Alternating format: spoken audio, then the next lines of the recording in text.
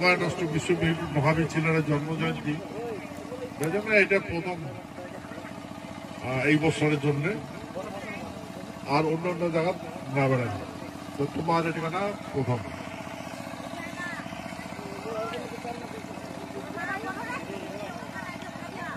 বই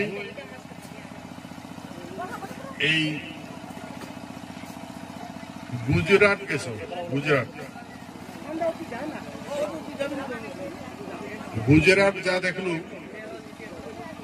অনেকনা একজন সাধু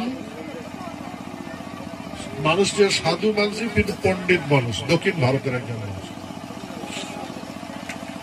ওই ব্যক্তিটার আশ্রম আছে, সে আশ্রম নিমন্ত্রণ করছে সারা ভারতবর্ষের মানে ট্যালেন্ট স্টুডেন্ট গুলো দেখাচ্ছে।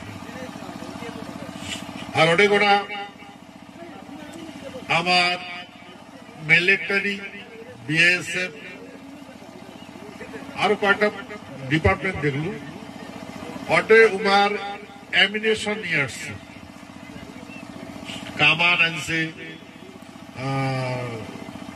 গান টান বন্দুক টন্দুক গুলো ধরিয়েছে, ক্যাং করে ফায়ার করা লাগে, ক্যাং করে ব্যবহার যুদ্ধের সময় মানে বোপস টপস শোকাচ্ছে বলে স্টুডেন্ট গুলো দেখা। তো মুই তো জানো না এত বড় প্রোগ্রাম, হ্যাঁ তো মুই আমাকে প্রিপারেশন নিয়ে যাও নাই, তাহা কাউ কি গাও মাঠে করো তো কয় নাই ফিরে করি এমন প্রোগ্রাম হলো।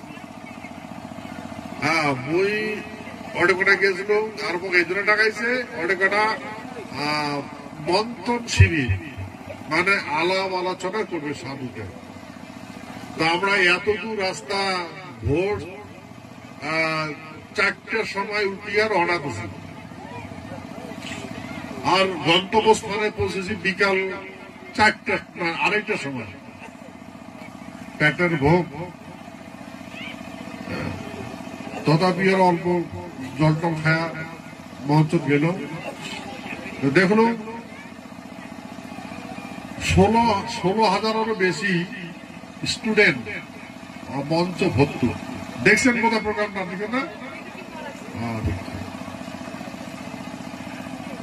আচ্ছা, আর কথা হল এই 16,000 স্টুডেন্ট যদি কভার যান তাহলে মোট অডেগোনা থাকিয়া দিল্লি এসার জন্য টিকিট কাটা আছে।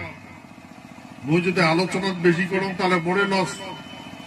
হ্যাঁ, তা ওই জন্য আমি শর্টকাট 2 মিনিট মাত্র কথা বলছিলাম, 2 মিনিট, যেহেতু